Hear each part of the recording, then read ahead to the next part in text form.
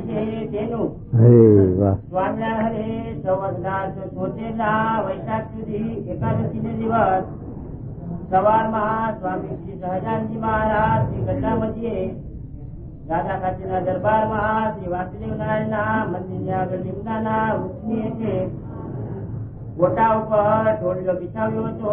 તે ઉપર વિરાજમાન હતા અને સર્વે શ્વેત વસ્ત્ર ધારણ કર્યા હતા ને પોતાના મુખારવિંદની આગળ મુનિ તથા દેશ દેશના હરિભક્તની સભા ભરાઈને બેઠી હતી. પછી શ્રીજી મહારાજ બોલ્યા છે, જેને જેટલો વૈરાગ્ય હોય અને જેને જેટલી સમજણ હોય તે તો જયારે કોઈ કૃષિ ભોગની પ્રાપ્તિ થાય અથવા જયારે કોઈ આફત કળાવી પડે ત્યારે કળાય, પણ તે વિના કળાય નહીં. અને જાજી સંપત્તિ એની વાત શી કહી? એ સાંભળો, વચનાવતા પ્રસાદીનું મુદ્દાનું વચનાવ. દેશકાળનું, દેશકાળમાં ધીરજ રહેવી, સત્સંગ રહેવો એ બહુ અઘરી વસ્તુ છે. અનુકૂળ હોય બધું ત્યાં સુધી તો સારું, પણ દેશકાળ આવે ત્યારે આમ થઈ જાય. પેલા આપણે અહીં અહીંયા બોરસદનો કેસ ચાલતો ને આપણે, ત્યારે શાસ્ત્રી મહારાજને હરજીવન સ્વામી કહે, હરજીવન સ્વામી કોઠારી શાસ્ત્રી મહારાજને કહે, તમે ભગવાન છો, મોટા પુરુષો આમ છો, તમારું કયું થાય છે, આ કેમ આપણે કેસનું થતું નથી લાભમાં, આમ તેમ બોલે. એ વખતે શાસ્ત્રી મહારાજ આ રીતના વાત કરે. એ મહારાજની ઈચ્છા, એને નંદલાલની ઈચ્છા કરી રાખો જગત સત્સંગી થાવ, અથવા નંદલાલની ઈચ્છા કરી આખે સત્સંગી મટી જાઓ, તો એની ઈચ્છા. પણ એ સમજણ આપણે ના રહે તો આપણને ડગમગાટ થાય. આ લોક તો એવો જ છે ને, ઊંટના બેહાણા જેવો છે. ઊંટ ઉપર બેસી હેલો આવે, માણસોએ કાઠડા કર્યા તોય પણ હેલો તો આવે જ. અને જો એ હલાની સાથે હાલે નહીં તો કેળ્યો ભાગી જાય, કેળ્યો દુખે. એટલે આ વચનાવત એવું પ્રસાદીનું છે. શાસ્ત્રી મહારાજને આ વંચાવતા હતા. અને પ્રમુખ સ્વામી જયારે નેરોગેસીમાંથી એરોપ્લેન પાછું આવ્યું ત્યારે મારે કંઈક જેનું અંતઃકરણ જેવું છે ઉદાહરણું છે. એટલે કોઈને શંકા થાય તો એ સાથે વચનામૃત સ્વામીએ મુંબઈની અંદર વંચાવ્યું અને વાત કરી કે જો આમાં મહારાજની ઈચ્છા, ભગવાનની ઈચ્છા એ કરીને બધું થાય છે, માટે એમની ઈચ્છા એ કરીને આ બધું બને. એમની મરજી વિના કાંઈ કાર્ય થતું નથી.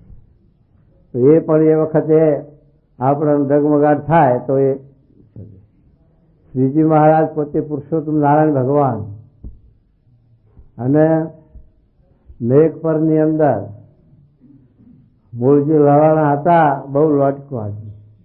મહારાજના વિશે હેતવાળા, નિષ્ઠાવાળા ભગત. પણ મેઘપરની અંદર તે મહારાજ હતા ભેગા નહીં, મારા ગામના લોકોએ એના ગુરુનું પેલું કર્યું માથું, એટલે એણે છે તે ગામના લોકોએ મૂળજીને માર્યા. મહારાજ લોકોનું બધું ધારું ગામનું નીકળ્યું ત્યારે મહારાજ પછી ઘોડા ઉપર હતા, ઘોડું આગળ રાખી દે. પછી મૂળજીને સ્વાગંદીને ઉભો રાખ્યો અને માર્યો. પછી એ લોકો બધા પાછા રહ્યા, ત્યારે આંખમાં જીવ રાખી શ્રીજી મહારાજ પાછા રહ્યા, એના દર્શન દીધા અને પણ એ વખતે હવે શંકા થાય કે ભગવાન પોતે હતા એમ હતા, કેમ એમની રક્ષા ન કરી, એમ શંકાઓ થાય. આપણે ત્યાં 20 શતાબ્દી પર બિલિયાના હરિભક્ત છોકરા સેવા કરતા અને આ છે તે હોનારતમાં છે તે મર્યા, ત્યારે કોઈ એવા હોય શંકા કરે કે પ્રમુખ સ્વામી છે તે મોટા પુરુષ છે, કેમ રક્ષા ન કરી. પણ ભગવાનની ઈચ્છા પ્રમાણે, કાળની પ્રેરણા પ્રમાણે ભગવાને આ છે તે રચ્યું છે નિમિત્ત કોઈ કાર્ય. મહારાજ ગુણાતી સ્વામી બોલ્યા કે સ્વામિનારાયણના મંત્રથી કાળા નાગનું ઝેર ઉતરી જાય છે. કાળા નાગનું ઝેર ઉતરી જાય છે સાચું, પણ કાળા નાગનું ઝેર ગુણાતી સ્વામીએ પાછું એ નહીં લખ્યું કે જો કાળ રૂપે આવ્યું હોય એનું નિર્માણ હોય કે એ રીતે એનો દેહનું અંત આવ્યો હોય તો પછી ના ઉતરે. અને એમને કહ્યો હોય અચાનક દબાવાથી કે કોઈ તો એ ઉતરે વખત એમ થાય. જોગી મહારાજને મોટો જબરો યારું આપ્યો અક્ષર દેરીમાં,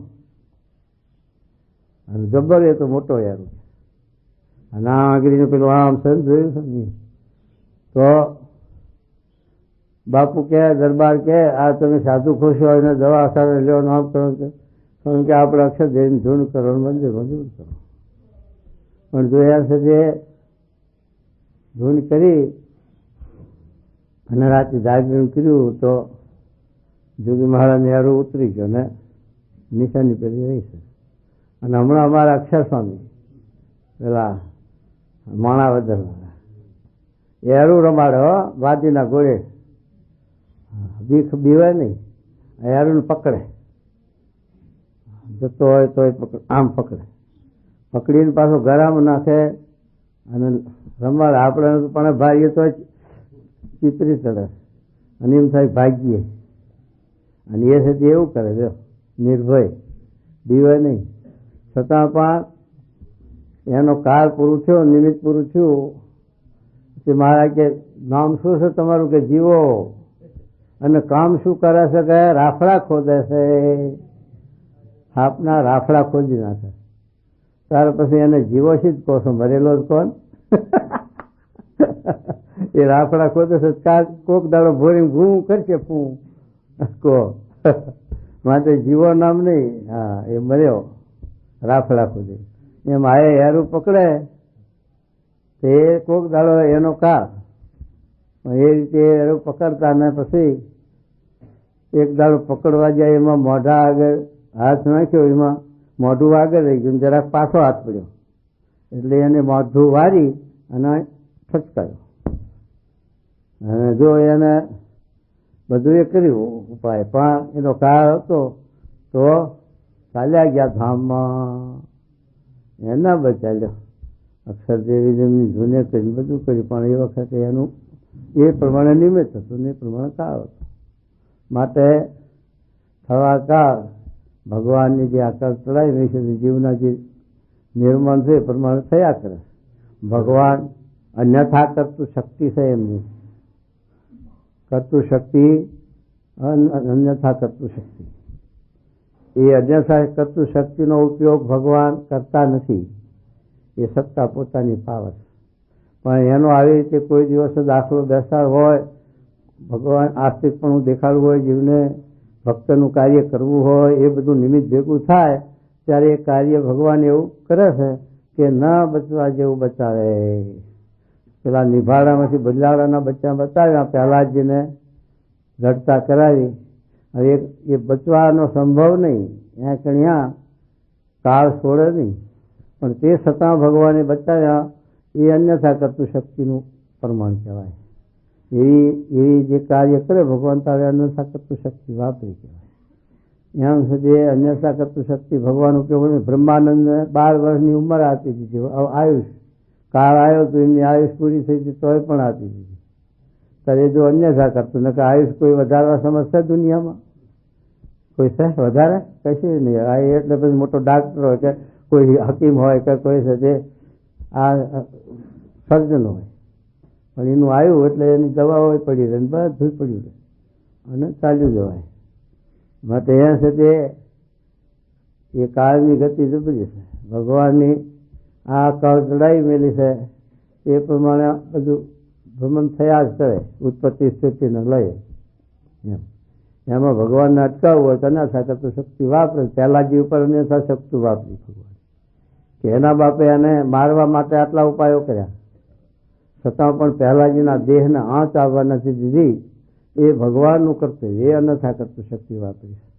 નક્કી એ દેહ છે આટલું બધું એના ઉપર છોકરા ઉપર કરે મારવા, અને છોકરો ન મરે તે બનતું છે તો એક ધોકા મરી જાય.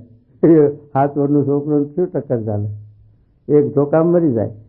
પણ એના માટે આટલો બધો ઉપાય કરવા છતાં પણ મહારાજ સ્વામીએ લખ્યું કે પ્રહલાદનો દેહ પણ જીવ જેવો કરી દીધો. ભગવાને અન્યથા કરતી શક્તિ વાત. ભગવાનને બાણ વાગ્યા અને પ્રહલાદને ન વાગ્યા એ ભગવાનનું કર્તવ્ય છે એમ લખ્યું. એટલા માટે કહ્યું કે આ વતનાવર્ષ મહારાજ કહે કે આપતકાળે દેશકાળે સમજણ કરાય છે આપણી. દેશકાળે સમજણ કરાય ત્યારે એવા દેશકાળ આવે, સિદ્ધિઓ આવે અને એવી રીતનું જે આપણને આ કલ્યાણના માર્ગમાં આવરણ આવે, વિઘન આવે, ત્યારે આપણી સમજણ જો કેવી છે, આપણને વૈરાગ કેવો છે.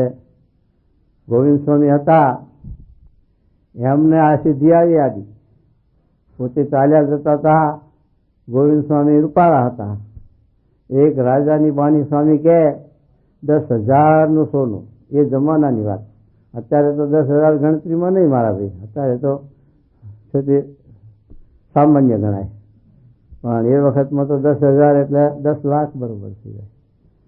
એ 10,000 રૂપિયા લઈને રાજાની બાની બેઠી રસ્તામાં.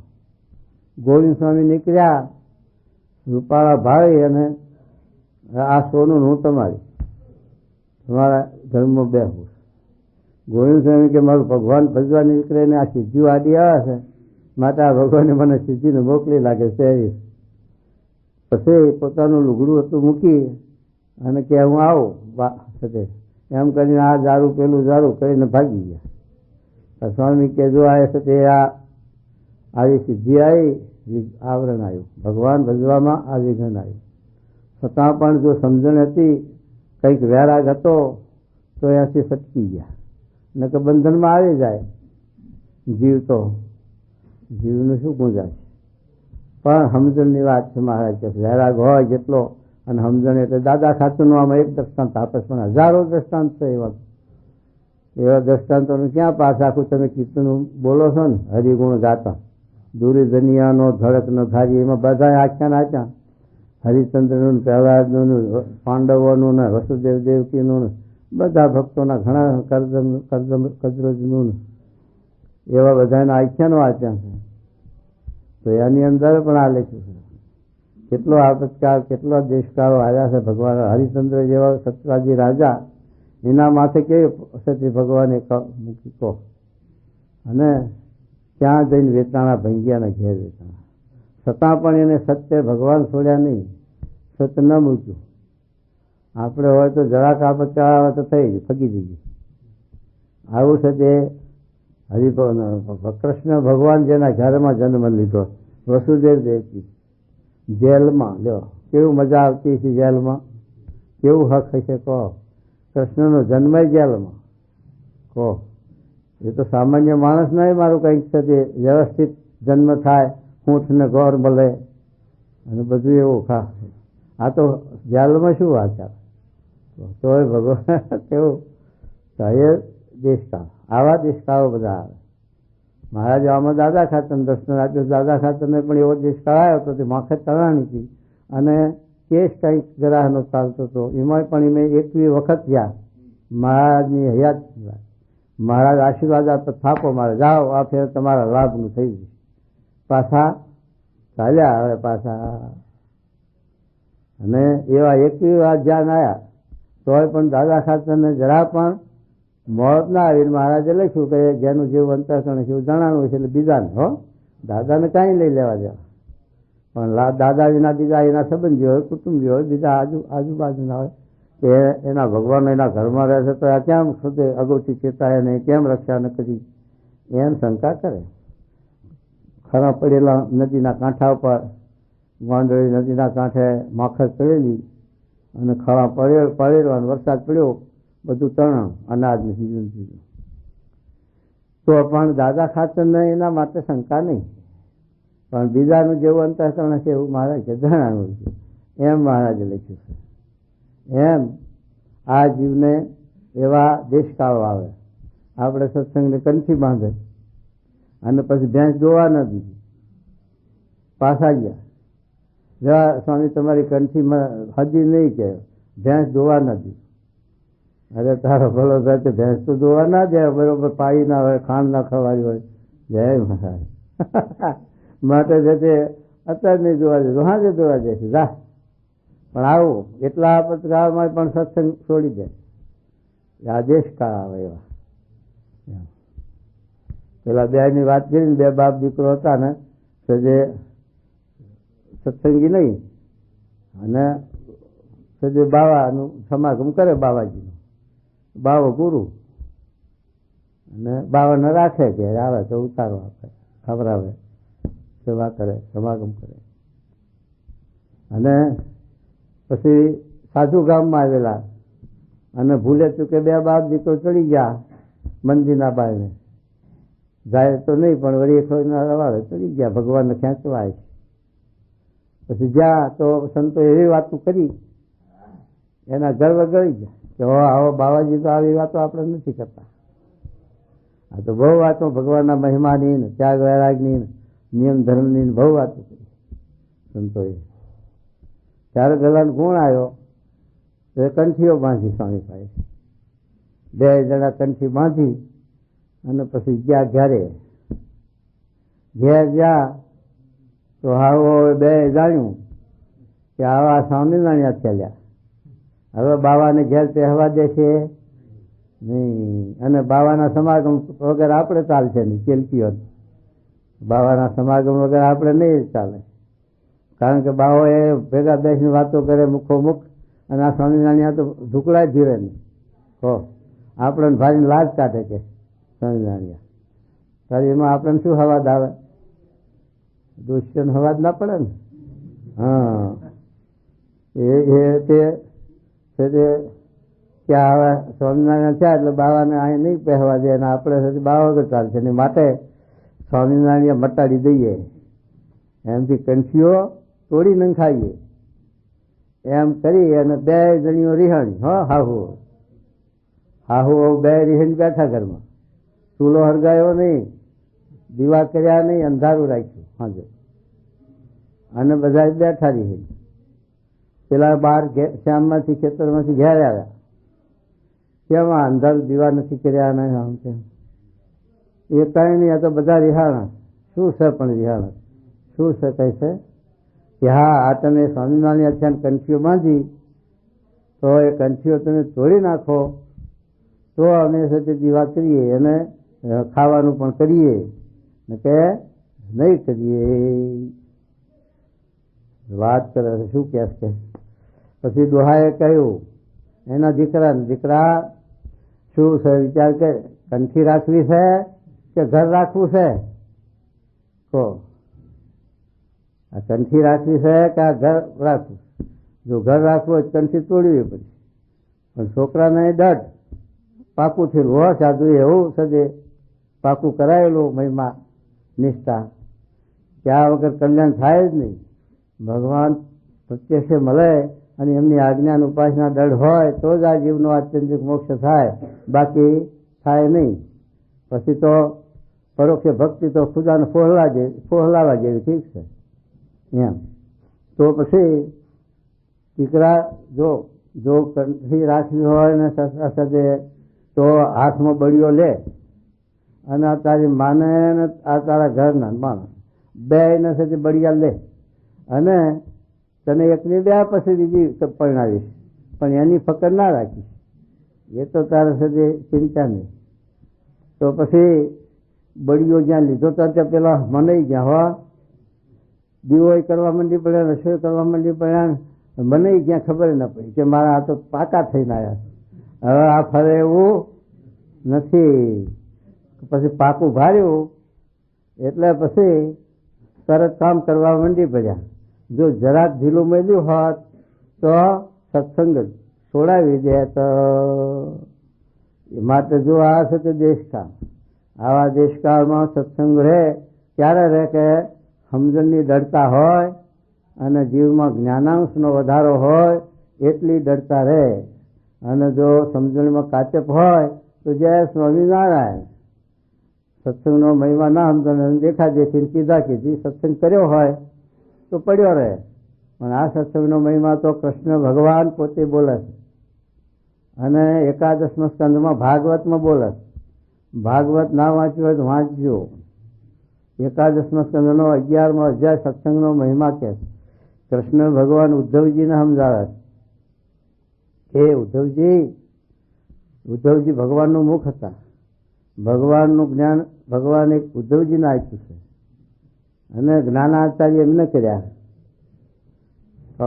ઉદ્ધવજીને પછી ભગવાન કહે છે કે હે ઉદ્ધવ, તમે મારા કરતા અણુ માત્ર ન્યૂન નથી. સાથી મારા કરતા અણુ માત્ર ન્યૂન નથી.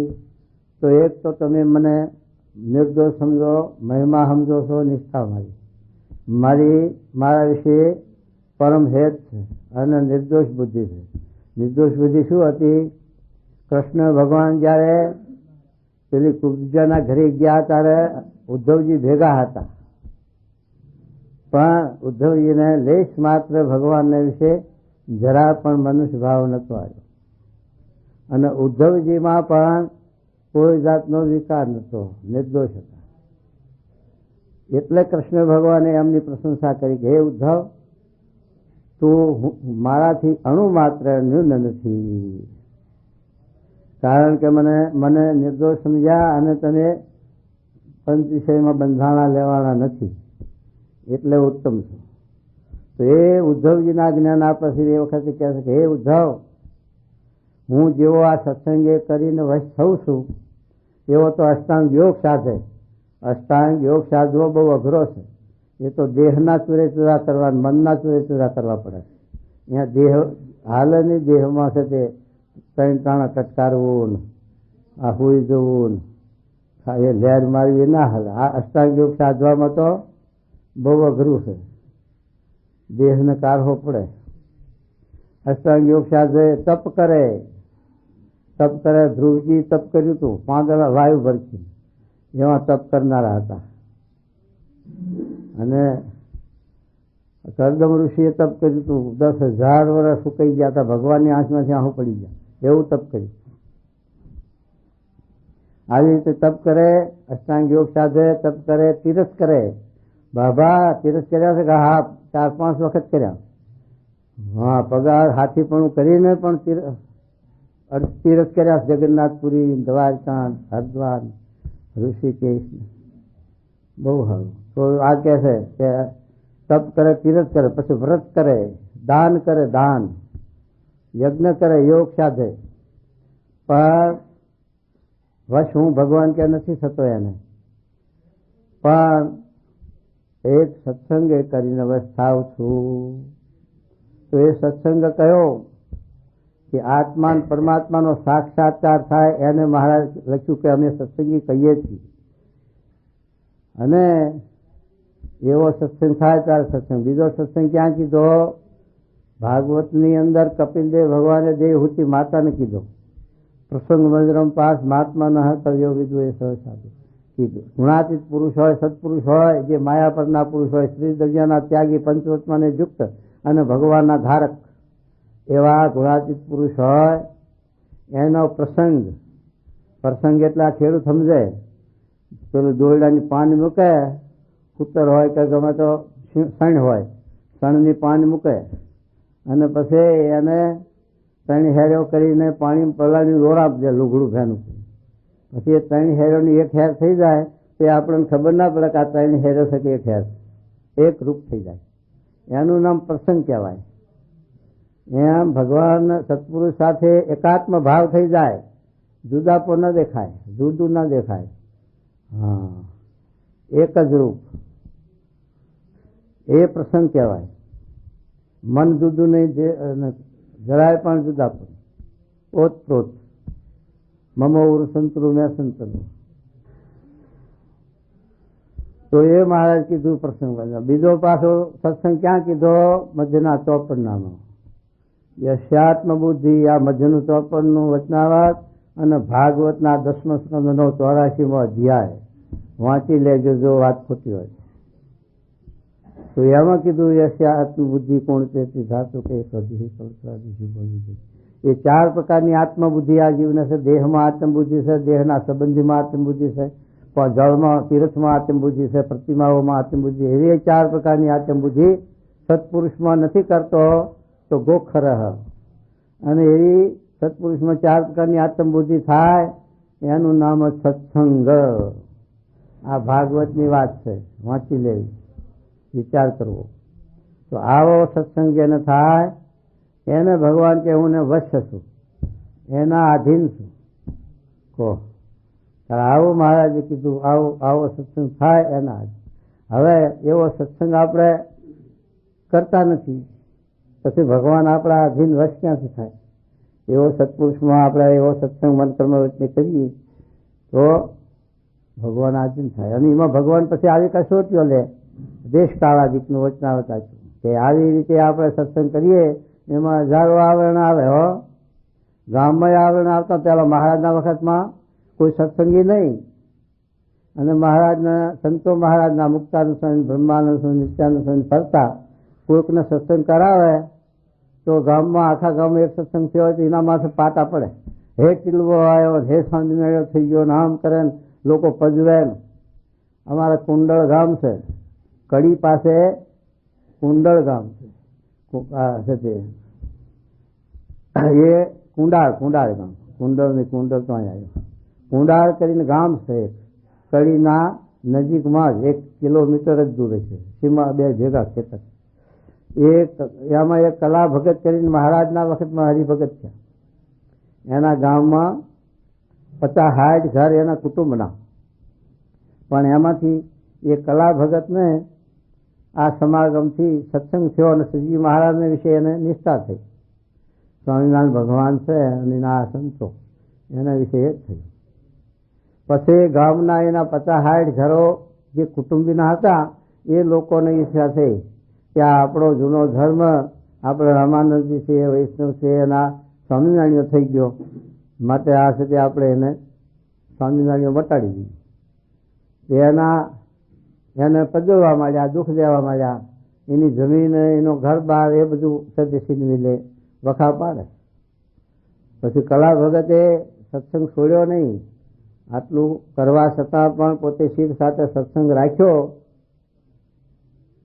તો પછી એને કોર્ટમાં તો એનું ચાલે ને એકલો, ને પેલા 50-60 ઘર એટલે લાંચ રૂશ્મત કરીને ફોડી નાખે. પણ પછી એને 2-5 ગામના 2-4 ગામના ડાયા માણસો ભેગા કરીને કહ્યું કે ભાઈ આ લોકોએ મારો આ ગ્રાહ લઈ લીધો, જમીનને એવું પડાવી લીધું છે, તો મને અપાવો. ત્યારે એ લોકો ડાયા માણસો ભેગા થયેલા 2-5, એમણે કહ્યું ભાઈ હવે તારી જમીન કે એમની એ મને અમને કાંઈ ખબર છે નહીં, માટે કંઈક સોગન ઉપર વાત લાવો. ત્યાર સોગન ઉપર કેવો વાત લાયા એ વખતે કે આ લોઢાનો 5 શેરી ગોળો છે, 5 શેરી જેમ ગોળ હોય ને એવી 5 શેર ભારનો ગોળો આવડો. આ ગોળો તપાવીને તારા ખોબામાં લઈ અને તારી સાચી હજ હોય તારા ક્ષેત્ર જમીન એ હજ ફરી દે તું, અને પછી જો દાય નહીં તો તારી જમીન. તો હવે એ કેમની હિંમત ચાલે તો જોઈએ, અને કેમ એ ગોળો ઉપડે? એ ગોળો એવો લાલ ચોર કર્યો કે સજે હાથમાં લેવાય નહીં, જમીન ઉપર નાખે ભડકો થાય એવો લાલ ચોર ગોળો. હવે એ લેવો તો જેમ પહેલાજીને હિરણ્યકશિપુ એના બાપે થાંભલાને બાદ ભરાવડાવી, ત્યારે એને સાથે ભગવાને પડતો આપ્યો હતો અને ચીડીઓ દેખાડી થાંભલા, અને પહેલાજીએ પછી બાદ ભરી. એવી રીતે આ કલા ભગતને મહારાજે પ્રેરણા કરી અને કહ્યું કે મને ધારી અને તું ગોળો લે અને નહીં જા. એમ ભગવાને એને પ્રેરણા કરીને દર્શનથી જા, એટલે એને હિંમત કરીને ગોળો હાથમાં ઉપાડ્યો, લાલ ચોર જેવો. હાથમાં લેતા પહેલા હાથ આટલેથી ગળી જાય હેઠા, એવો લાલ. પણ એ ગોળો હાથમાં લઈ અને એની જમીન હતી, એના ભાઈઓએ એના કુટુંબીઓ લઈ લીધી હતી, એ જમીનની સાચી હતી એ પ્રદક્ષિણા કરી કે આ જમીન આટલી મારી છે. પછી ગોળો હેઠો નાખ્યો, ભડકો થયો. લોકોને આશ્ચર્ય થયું, કહો આ તો બહુ ચમત્કાર. અને એના ભાઈઓ પણ એ 60 ઘર હતા, એ પણ સત્સંગી અત્યારે છે, અને એ વખતે સત્સંગી થઈ ગયા કે આ તો બહુ જબરજસ્ત સ્વામિનારાયણ ભગવાન સાચા એની રક્ષા બહુ કરી. તો અત્યારે એ કુંડાળની અંદર ખાસ ઘર સત્સંગીના છે, હરિમંદિર ગામમાં પણ છે અને છે તે સત્સંગી છે. તો એ કહેવાનું છું કે આવું કલા ભગતના માથે આવું આપત્તા આવ્યું સત્સંગ છોડાવવા માટે, પણ છતાં કલા ભગતે તે મચક ના આપી અને સત્સંગ છોડ્યો નહીં, તો ભગવાને રક્ષા પણ કરી. આવા આપત્કારનું આવત ના આવશે. આવી રીતના ઘણા આપત્કારો આ સત્સંગમાં અને આ મનુષ્ય દેહમાં આવે. સત્સંગ કરીએ. જો અમારા ભાવનગરમાં કુબેર ડોસાવાળી એ સત્સંગી, ત્રણ ભાઈઓના બે ભાઈઓના દીકરા, કુબેરભાઈને કઈ હતા ને દીકરા, પણ એ કુબેરભાઈ જયારે ખોડુથી આવ્યા ભાવનગરમાં ત્યારે એ વાત કરતા હતા કે 2-3 રૂપિયા મહિને પગાર મળે ને ઘોડા ગાડી હાંકું ને એવું કરવા માંડ્યા. પણ એમ કરતા કરતા લાતીઓ થઈને ભાવનગરમાં કુબેર ડોસા, પિત્તંબર ડોસા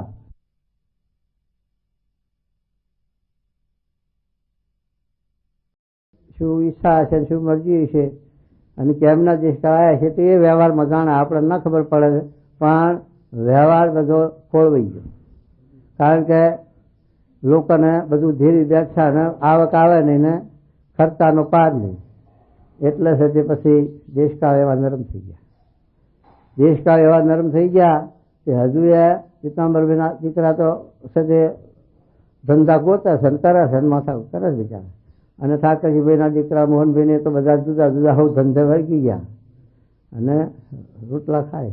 પણ કહેવાનો હેતુ શું છે કે આવો જાહો જલાલી એની અંદર જે છે તે સત્સંગ રાખતા અને જે સત્સંગની સેવા કરતા અને છે તે સાધુ સંતની સેવા કરતા, એને આવા દેશકાળ આવવા છતાં પણ આવો નવો મહિમા, આવી નવી ભક્તિ, નવી નવી સેવા.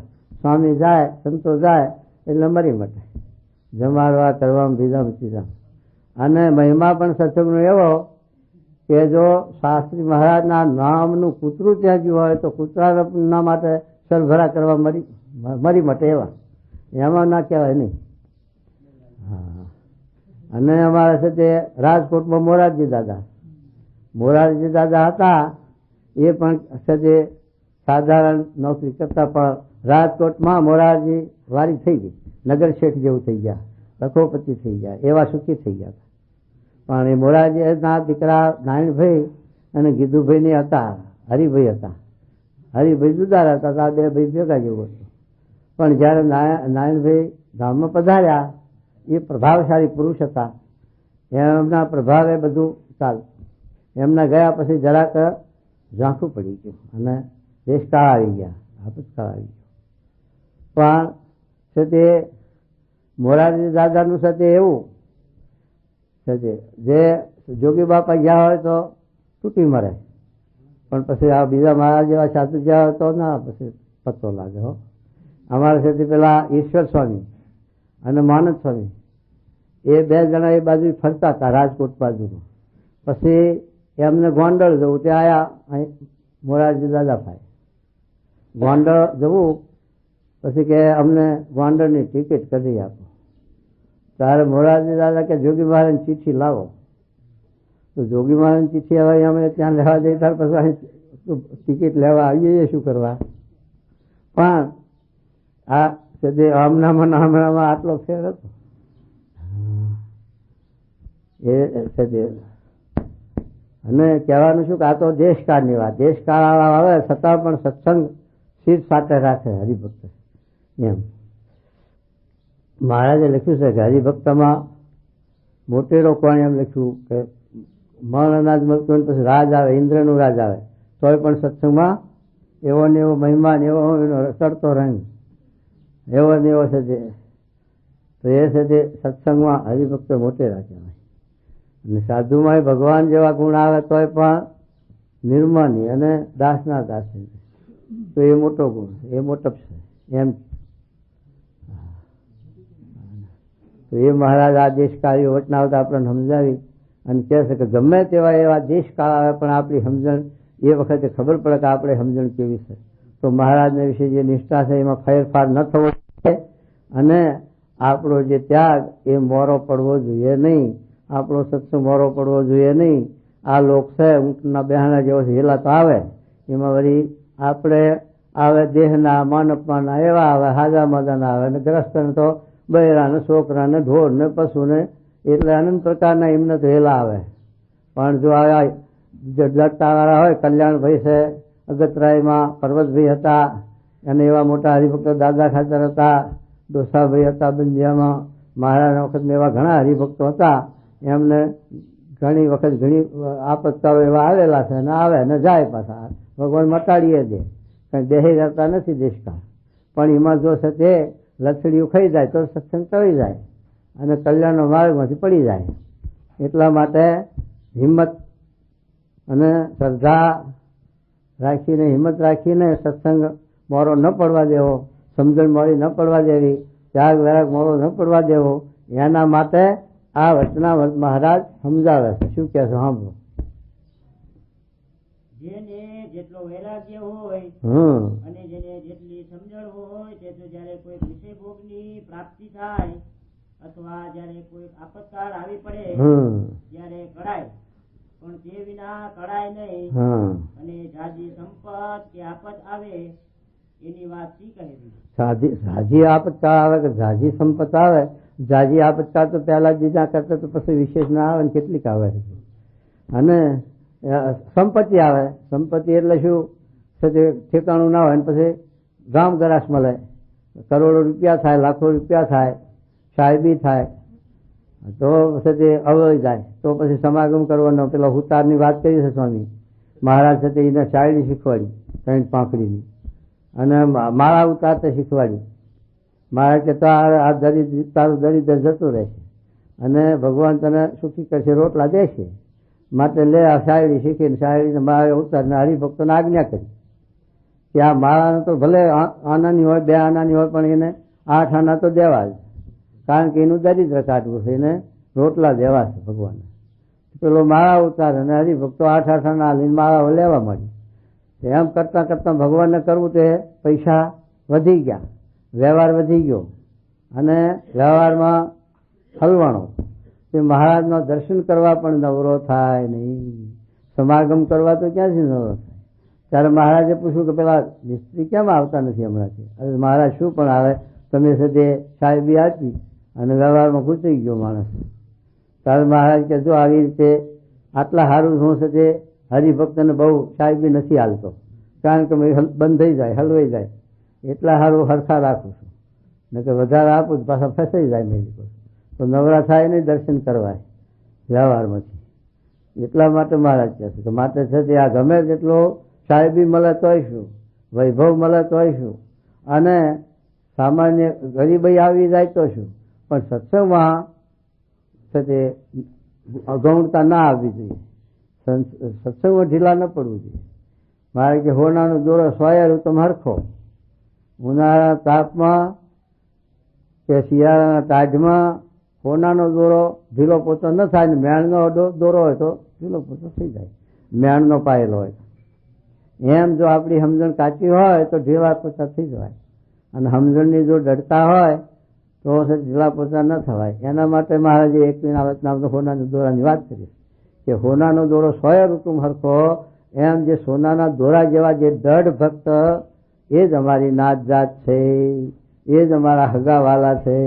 અને એવા જે દળ વૈષ્ણવ એમના ભેગું જ મહારાજ કહે છે અમારે ખંડ રહેવું છે.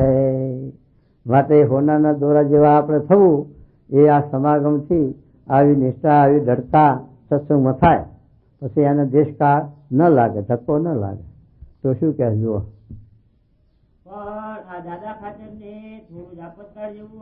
જો દાદા ખાતર ની વાત કરી મહારાજે, કારણ કે મહારાજ રહેતા દાદા ખાતર આપતકાળ માખણ કીધું, એ પેલા કેશનું છે એ આવ્યું, અને એવા છે તે જે આપતકાળ આવતા તો દાદા ખાતર ને તો જો કે સમજણ હતી, વૈરાગ વાળા હતા, પણ એના સંબંધીઓ, કુટુંબીઓ અમારા સાથે અમદાવાદમાં ચંપકલાલ શેઠ ચુસ્ત વૈષ્ણવ, ચંપકલાલ શેઠ વૈષ્ણવ હતા, પણ એમના દીકરા એકના એક હતા, અને કેળામાંથી પગ સાથે અપંગ હતા. આ પગ એ છે તે હાડકા વગરના હોય એવા સૂંથરા જેવા, એટલે માણસ સાથે એમને ઉપાડીને પછી ખાડે લીધું હોય કે ગમે તે ફેરવવું હોય તો ઉપાડીને ફેરવવો પડે, ને કે હાલવાનું તો ફક્ત માંડાય. આવા દીકરા હતા એના માટે દવાઓ ને બીજું ડાક્ટરો બધું ઘણું કરતા. પણ પછી કોઈ હરિભક્તોએ કહ્યું, ખ્યાગાજીભાઈ જેવા કેવા જે છે એમને કહ્યું કે શાસ્ત્રી મહારાજ અહીં આવે છે, આંબલીપોરમાં એમને ઉતરે છે, અને શાસ્ત્રી મહારાજ એવા પુરુષ છે કે જો એ આશીર્વાદ આપે કે ત્યાં હાથ ફેરવો તો મટી જાય. તો એ નિમિત્તે એ સાથે સ્વામીના સાનિધ્યમાં આવેલા, અને પછી સ્વામી આશ્વાસન આપતા. પણ બુદ્ધિવાળા બહુ, કારણ કે શાસ્ત્ર માત્ર વાંચેલા, શાસ્ત્રનો અભ્યાસ સારો અને શાસ્ત્રનું જ્ઞાન સારું. એટલે પછી થોડે આ સત્સંગનું જ્ઞાન સમજાણું, સત્સંગનો મહિમા સમજાણો. કારણ કે ભાગવતના સિદ્ધાંતો છે, ભાગવતની વાત છે, અને વૈષ્ણવનો ભાગવતો પ્રિય હોય જ ને પ્રધાન હોય જ, એટલે એમના શબ્દોની જડતા થઈ ગઈ. હવે એમનું આખું કુટુંબ વૈષ્ણવ, અને આ પોતે સ્વામીના આશ્રિત સત્સંગી થયા. પછી પોતાને તો એવી સમજાણ કે આ દીકરાનું તો એક નિમિત્ત છે, પણ એ દીકરાના નિમિત્તે મને આ ભગવાને સત્સંગ ઓળખાયો, એ મોટામાં મોટો મને ફાયદો છો, મોટામાં મોટો લાભ મળ્યો. હવે એ સાથે દીકરાને સારું નથી, અને સંબંધીઓ શેઠને ટોક્યા કરે, જો તમે સ્વામીનો આશરો કર્યો, સ્વામીનું સેવા કરીને સ્વામીનો આશીર્વાદ લીધા, શું થયું, તમને સારું થયું, ક્યાંથી થયું, ના મટ્યું, કાંઈ નહીં, આમ કર્યા જ કરે. પણ શેઠને સમજણ જડતા એવી કે આ સત્સંગ સાચો છે, અને આ સત્સંગ મળ્યો એ મારા મોટા પુણ્ય ઉદય છે, અને આ તો દીકરાનું નિમિત્ત છે. દીકરા તો છે તે ભગવાનની ઈચ્છા હોય એમ થાય. તે શાસ્ત્રી મહારાજ કે દીકરાને હું લઈ જઉં લંડન વિલાયત, અને ત્યાં દવા કરાવું, ત્યાં ડાક્ટરો બહુ હોશિયાર હોય. સ્વામી શાસ્ત્રી મહારાજ ના પાડે. શાસ્ત્રી મહારાજ કે મહારાજને સારું કરવું છે તો અહીં કરશે, ને નહીં કરવું તેમની ઈચ્છા, પણ આપણે પરદેશ તો લઈ જવા નથી. તે શાસ્ત્રી મહારાજની આજ્ઞાએ કરીને શેઠ પરદેશ લઈ ગયા નહીં. પછી શાસ્ત્રી મહારાજ અંતર ધ્યાન થયા. પછી એમની ઈચ્છા થઈ કે આને પરદેશ લઈ જાઓ. જોગી બાપાને પૂછ્યું તો જોગી બાપા તો સરળ માણસ, આપણા ગજેજ ભરી દે, આપણે રાજી કરે, થઈ જાઓ. તો સંતલાલ શેઠે પૂછ્યું, સ્વામી આને પરદેશ લઈ જાઓ, ત્યાં દવાઓ સારી થાય, ત્યાં ડાક્ટરો બહુ હોશિયાર હોય, નામ સ્વામી કે સારું લઈ જાઓ તો સારું, એમ કરીને આશીર્વાદ આલ્યા, મટી જશે, જાઓ. એમ કરીને શેઠ લઈ ગયા લંડન પરદેશ. પછી ત્યાં કણી એમને ખર્ચ કરવામાં તો બાકી ન મળ્યું, 1 લાખ રૂપિયા ખર્ચ કર્યું છે ઓછામાં ઓછું. અને પછી પોતે 12 મહિના ત્યાં રાખીને ઘેર લાવ્યા ખરા, પણ દવાઓનું એટલું બધું ઝેરબાજ થયેલું કે 2 મહિના અહીં દેશમાં પાછા લાવ્યા. પછી 2 મહિનામાં દેશ મૂકી દીધો દીકરાએ, પછી જતા રહ્યા. પછી તો એમને દીકરી હતા, એમના 2 ભાણિયા હતા, એમને ભેગા રહે ને બધું એટલું. એમના જમીએ પછી તો જ્યાં ચંપકલાલ શેઠ જ જતા રહ્યા. ચંપકલાલ શેઠને એવી સંકલ્પ કે તીર્થમાં મારું દેહ પડે તો હાલ, તે ભગવાને બોચાહાણમાં દેહ છે તે એમનો છોડ્યો, અને ત્યાં દેહ પડ્યો બોચાહાણમાં. પણ કહેવાનો આ તો હેતુ છે કે આવો દેશ કાળ કે જે છે તે આખા કુટુંબમાં સત્સંગનું નામ લઈ અને એમને સત્સંગ થયો, એટલે આ સત્સંગની બધાની ઉપાધિ સાંભળવું પડે, શબ્દો અને ઉપાધિ. છતાં પણ એમને આ સમજણની દૃઢતા થઈ, જ્ઞાનાંશ, અને પોતે બુદ્ધિવાળા હતા અને સમજણની દૃઢતા થઈને સત્સંગ, આ સત્સંગ છે એ જ શાસ્ત્રનું સાચું રહસ્ય અને સાચો સિદ્ધાંત છે. બધા શાસ્ત્રનું તમે ગમે તે વાંચો, મહાભારત વાંચો, ગીતા વાંચો, ભાગવત વાંચો, કુરાન વાંચો, બાઇબલ વાંચો, એની અંદર પણ બાઇબલની અંદર કીધું પેગામ્બરો, તર્યાગતિ હકીકતી મારફતી પુરુષો, એવા સત્પુરુષોનો સમાગમ કરવાનું કુરાનમાં પણ, એવો બાઇબલમાં આવ્યું સત્પુરુષોનો સમાગમ, એવું સંન્યાસી મહાત્મામાં વેદાંતમાં પણ આવ્યું, કટુચક ને બહુચક ને હંસ ને પરમહંસ ને એવું, એવા છે તે સત્પુરુષોના નંબર છે. આપણામાં પણ મહારાજ વટનામ લખ્યું, દીવા જીવાન, મશાલ જીવાન, વીજળી જીવાન, વનવાદળ જીવાન, એવા પુરુષનો જે સમાગમ, એવા પુરુષનો જે સત્સંગ, એનું નામ સત્સંગ. અને એવો સત્સંગ થયો હોય ને સાચા સમાગમ કર્યો હોય ને સાચા પુરુષને સેવ્યા હોય તો પછી આપણાના દેશકાળ ધક્કો ન લગાડે, દેશકાળ લાગે નહીં, સત્સંગમાંથી પડાય નહીં, મોડું એ ન પડાય, અને જરાય સત્સંગમાં ગૌણતા ના આવે, ગમે તેવા દેશકાળ આવે તોય. તો એ કેસ મહારાજ શું કે જુઓ. પણ આ દાદા ખાચર ને થોડું આપત્તા જેવું આવ્યું હતું. હા, તેમાં પણ જેનું અંતઃકરણ જેવું હશે તેવું સૌને જણાનું હશે. હા, પછી મુક્તાનંદ સ્વામી બોલ્યા છે, ભગવાનના ભક્તનો પક્ષ તો અહીંયામાં રહે છે ખરો, તે પણ સમજીને રહે છે જે જો સત્સંગનું ઉત્કૃષ્ટપણું હોય તો ઘણા જીવોને સમાસ થાય, અને જયારે કાંઈ સત્સંગનું અપમાન જેવું હોય ત્યારે કોઈ જીવને સમાસ થાય નહીં, એટલા માટે હર્ષ શોક જેવું થઈ આવે છે. પછી શ્રીજી મહારાજ બોલ્યા છે, આ પણ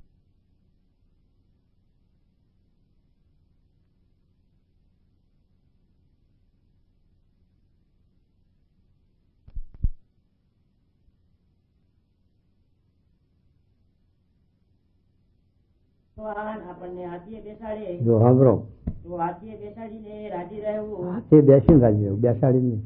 હાથીએ બેસીને રાજી રહેવું, અને ગધેડે બેસાડે તો ગધેડે બેસીને રાજી રહેવું. હા, અને એ ભગવાનના ચરણારવિંદ વિના બીજે ક્યાંય પ્રીતિ રાખવી નહીં. તો શું કહે મહારાજ કે આવી રીતે છે તે દાદા ખાતરનો આપતકાળ આવ્યો તો રાજી છે તે દાદા ખાતરની શંકા નહીં, પણ એના બીજા સંબંધીઓને, કુટુંબીઓને અને બીજા આડોશી પાડોશી શંકા કરે કે એના ભગવાનના ઘરમાં રાખ્યા છે અને ભગવાન છે તો કેમ એમના સાથે આ સુધારે નહીં દેશકાળ, અને કેમ ચેતાયા નહીં, આમ એવા શંકાઓ કરે અને એવા આપતકાળ આવે તો આ મહારાજ કહે છે નરનારાયણની ઈચ્છા એ કરીને, ભગવાનની ઈચ્છા એ કરીને છે તે સત્સંગ આખી દુનિયા સત્સંગી થઈ જાવ કે સત્સંગ કરી જાઓ, એ એમની ઈચ્છા.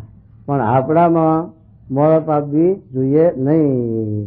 એ તો દેશકાળે ખબર પડી જાય, 20 શતાબ્દી ઉજવી એમાં આખો આપણો ભારતમાં તો સાપ પડી, પેલા 2000 સાપ પડી, અને પણકણીયા છે તે ઠેઠ અમેરિકા ને ઇંગ્લેન્ડમાં સાપ પડી, અને 20 શતાબ્દીનો સમય એવો ઉજવાનો તે આખો દુનિયા સત્સંગી બિન સત્સંગી બધાએ વાહ વાહ કરવા માંડી પડ્યા, બહુ સત્સંગ વધ્યો. અને બે વર્ષની અંદર તો કેટલા સત્સંગમાં આવન જાવ અને કેટલા હરિભક્તોનું વૃદ્ધિ પામી ગયા. તો જો એ છે તે એવી ઉત્કૃષ્ટતા હોય, મુક્તાનંદ સ્વામી કહે તો સત્સંગ સારો વધે અને સત્સંગમાં વાહ વાહ થાય, અને જરાક સત્સંગમાં એવી ગમતા હોય તો સત્સંગ વધે નહીં એટલે પક્ષે રહેશે.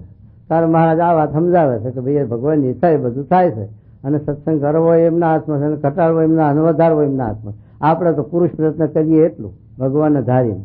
તો જો અત્યારે આ દેશકાળ પેલા બાવાનો આવ્યો સાધુ, કબાળ સાધુ નીકળ્યા મેં, અને ત્યાં ઉપાધિ કરી તો કેટલાના મન આમ ડગમગ થયા છે, કાચા પોચા હરિભક્તોના મન ડગમગાટ, અને સત્સંગમાં તે અસમાસ જેવું દેખાય આપણને.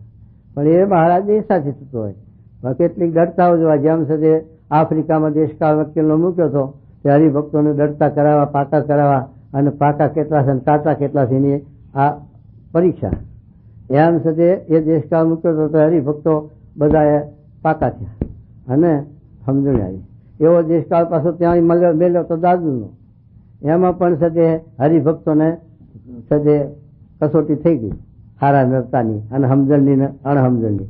એમ અત્યારે પણ આવા દેશકાળો મૂકે ભગવાન, એમાં સમજણની દરતા જેની જેવી હોય એવી થઈ જાય. કોને કેવી સમજણ છે, કોને કેવી નિષ્ઠા છે, કોને કેવો મહિમા છે, કેવું જ્ઞાન છે, કેટલો વૈરાગ છે, એ આવી કસોટીએ પરીક્ષા છે. તો એ છે પછી આપણને જેમ પરીક્ષામાં બેસીએ અને પેપર વાંચી, અરે મારું આ તો અઘરું પેપર આવ્યું આ ફેરે, અને કેટલાક આ ફેરે સહેલું પેપર છે, એમાં આવા અઘરાય પેપર આવે ને સહેલાય પેપર આવે. પણ એવા ભગવાન આપણને આ કસોટી લેવા માટે આવા દેશકાળો ઉભા કરે. એમાં જો છે તે મહારાજના વિશે આપણને મહિમા નિષ્ઠા હોય અને ભગવાનનું કર્યું થાય છે એમ જાણીએ તો ધીરજ રહે, ડરતા રહે, આપણને ડગમગાટ ન થાય, શંકા ન થાય, અને પાછું પડાય નહીં. એટલા માટે મહારાજ આ સમજણની દડતા કરાવવા માટે, અને સમજણની દડતા થઈ શકે નથી થઈ એને હચમચાવવા માટે પેલો ઢોર હારું ભેંસ હારું ખીલો ઘાલે ને પટલિયા, ભેંસો બાંધવા, ઢોરા બાંધવા સારું ખીલો ઘાલે, બરજિયા બાંધવા. તે ખીલો ઘાલે અને ખીલામાં પછી કોઈ શેર પેલું ગબડે અને ઢેકલાય નાખે અને પાકો કરે, પણ તો પછી હલાવી દો આમ. એટલે આ હલાવે છે કેમ, કાઢી નાખવા? ના, મજબૂત કરવા હલાવે. એમાં આપણને જે ભગવાન હલાવે એ મજબૂત કરવા હલાવે છે, પણ સત્સંગમાંથી પાડી દેવા હલાવતા નથી. એમ સમજવું. શું કે જુઓ. અને એ ભગવાનના ચરણ વિના બીજે ક્યાંય પ્રીતિ રાખવી નહીં. અને ભગવાનની ઈચ્છા કરીને જેવી રીતે સત્સંગની વૃદ્ધિ થતી જાય તેવી રીતે રાજી રહેવું. પછી એ ભગવાનની ઈચ્છા હોય તો બધું જગત સત્સંગી થાવો. જુઓ અથવા એની ઈચ્છા કરીને સર્વે સત્સંગી મટી જાવ. થઈ બધા સત્સંગી મટી જાય તો શું થઈ ગયું? આપણે ના મટવું. અને બધે દુનિયા સત્સંગી થઈ જાય તો સારું, એના જીવનું રૂડું થાય. અને મટી જાય તો એના જીવનું બગડે. પણ આપણા જીવનું આગુ પાછું થવા દેવું નહીં. આપણા જીવમાં કાંઈક પણ હરક્ષોક કે ફરતી ઓટ આવવા દેવો નહીં. એક રેણી કેણી બસ થઈ. તું શું કે જુઓ. પણ કોઈ રીતે હર્ષશોક મનમાં ધારવો નહીં. એ ભગવાનનું કર્યું સર્વે થાય છે. મહારાજે 70ના વચનામૃતમાં દ્રષ્ટાંત આપ્યું છે કે ઘરમાં 10 માણસ હોય કે 15 માણસનું કુટુંબ હોય કે 50નું 100નું કુટુંબ હોય, પણ મરતે મરતે એક જ રહે તોય શું થોડું છે? કારણ કે બધા મરવાનું તો છે જ ને. કોઈ અમર ખરું? કોઈ 100 વર્ષે બહુ આવડતા હારી શરીર સારું હોય તો 100 વર્ષ કાઢે, પણ પછી કાલના આધીન તો ખરા ને, તો બધા મરવાના છે. તો પછી આપણે એક બચ્ચા થોડાથી એમ માટે સુધી એ પણ નહીં જોવું. સત્સંગ કરીએ અને ઘરમાં એવી હાણવટ થાય, કાં તો ભેંસ મરી જાય, બધું મરી જાય, તો દીકરો મરી જાય. અરે આ સત્સંગ ના હજ્યો, હાલો ઘર ભેગા. એમ નહીં, એ મરણા જણા તો છે. સત્સંગ એ કરીને મરી જતું નથી કોઈ. એ તો કાળ છે અને કોઈનું નિમિત્ત આવી રહે એટલે હવે જવાનું જ છે. એટલા માટે મારા ધીરજ આપે છે, આપણને હિંમત આપે છે, બળ આપે છે કે ઘરમાં 10 માણસ હોય એ બધાનું મૃત્યુ છે તો એમાંથી એક બચત થોડું છે. એમ મહારાજ કહે છે કે જે દેશકાળમાં હિંમત રાખવી અને બળ રાખવું. શું કે જુઓ. એ ભગવાનનું કર્યું સર્વે થાય છે.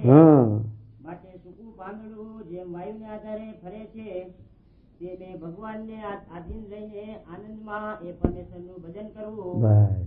અને કોઈ જાતનો મનમાં ઉદ્વેગ આવવા દેવો નહીં. કોઈ જાતનો ઉદ્વેગ આવવા દેવો, કોઈ જાતની અશાંતિ આવવા દેવી નહીં. કેમ આમ થયું, કેમ આમ થાય? અરે વાહ. એવી રીતે ગજરા પ્રથમ પ્રકરણનું 73નું વચનામૃત થયું. વાહ. જ્ઞાન વિના જીવમાં બળ આવે નહીં. જીવનો ખોરાક જ્ઞાન છે અને દેહનો ખોરાક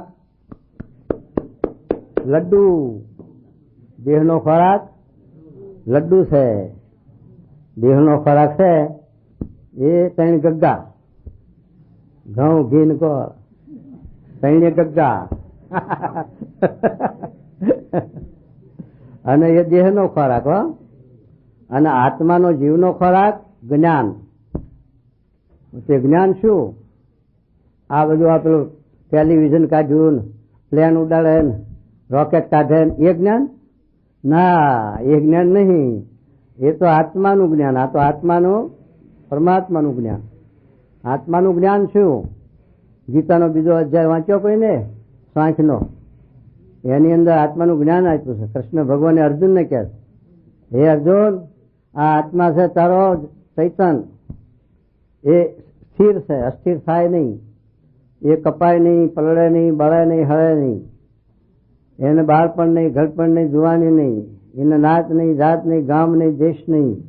આત્મા અખંડ છે, અવિનાશી છે, ચૈતન છે, દિવ્ય છે, નિર્ગુણ છે. અને આ દેહ છે એ પંચભૂતનો છે, જડ છે, નાશવંત છે, દુઃખરૂપ છે. માટે દેહના ભાવ, દેહના ગુણ જુદા છે, આત્માના જુદા છે. મહારાજ કે આત્માના 12માં બતાવ્યું સારંગપુરના. આત્માનો અશેષ ભેદ અજરમ, સુખરૂપ ને સત્તારૂપ અને જ્ઞાન સ્વરૂપ. આત્માના ગુણ છે દેહમાં ના આવે કોઈ દાડો, મચ્છી તો હોય. અને દેહના ગુણ છે શું? બાળપણ, ઘડપણ, જુવાની, સ્થૂલ અને કૃશ, જન્મવું ને મરવું. આ દેહના ભાવ છે કોઈ દિવસ આત્મામાં ના આવે. માટે બેની વ્યક્તિ યથાર્થ જુદી સમજાય, એનું નામ સત અસતનો વિવેક. સત અસતનો વિવેક જો આવ્યો હોય તો પછી ન બંધાય. ગીતાનો 13મો અધ્યાય વાંચો, ક્ષેત્રજ્ઞ યોગ. એમાં ક્ષેત્ર અને ક્ષેત્રજ્ઞ જીવ, એમાં અનંતકોટી બ્રહ્માંડ ક્ષેત્ર અને ભગવાન એના ક્ષેત્રજ્ઞ. એ ભગવાન અનંતકોટી બ્રહ્માંડના કરતા હતા, પરમાત્મા એક જ છે. અને એ ક્ષેત્રજ્ઞ અને આ એનું કાર્ય ક્ષેત્ર.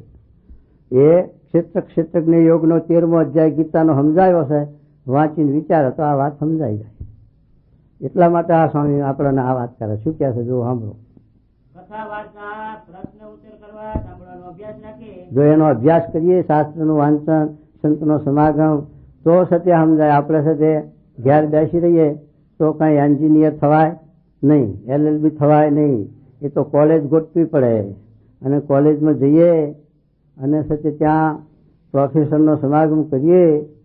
તે 5-6 વર્ષ તો કોલેજમાં અને 8-10 વર્ષ 11 વર્ષ હાઈસ્કૂલમાં, એમ 15 વર્ષ સુધી માથું કૂટીએ તારે ઇજનેર સાહેબ, LLB સાહેબ, હા ગ્યાર સાહેબ જો પેલા બેઠા. ગ્યાર સાહેબ કઈ ઘેર બેઠા થયા છે? નિહારમાં કેટલા વર્ષ ગોથા ખાધા. એમ આપણે અહીં સત્સંગમાં કેટલા વર્ષ ગોથા ખાઈએ ત્યારે શાસ્ત્રનું જ્ઞાન થાય, ત્યારે આત્મા પરમાત્માનું જ્ઞાન થાય. આ તો ઘેર બેઠે જ્ઞાન થાય નહીં ને સત્સંગ સમજે નહીં ને તે ઉપરલા દેખાવમાં ફસાઈ જાય. એમ કે તો શું કહે જો સાંભળો.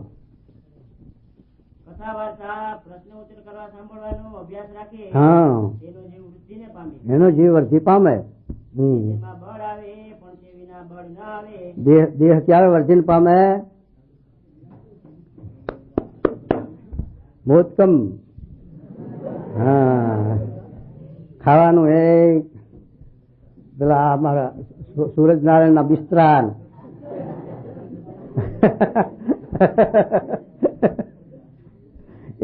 એમાં દેહ નું બળ આવે હો. અને આ સમાગમ કરવાથી જીવમાં બળ આવે છે એમ કે. હા જો શું કે. હા, સ્વામીએ વાત કરી છે, મોટા હોય તેને બીજાને હિંમત દેવાની હશે એમ વાત કરવી છે. એક દિવસ મને પણ જીવેન્દ્રિય છેતર્યો ને એક દિવસ નેત્રે છેતર્યો. તે રૂપને જોવાઈ ગયું તેમજ સર્વે ઇન્દ્રિયોનું કહ્યું. સ્વામિનારાયણ વર્તીએ તો સ્વામી આપણી ખબર રાખે, અંબા રાખે. પણ એના આગળ આપણે સર કરીએ, કપટ કરીએ, દગો કરીએ, પરપટ કરીએ અને ખોટે ખોટા મર્યાદા ચોપડીને બેસીએ તો આપણી સમજા રાખે નહીં. કારણ કે એ તો અંતર્યામી છે, સર્વજ્ઞ છે, બધું જાણે છે આપણું રગરગનું. એટલે માટે એમના આગળ સરસ એમ જો.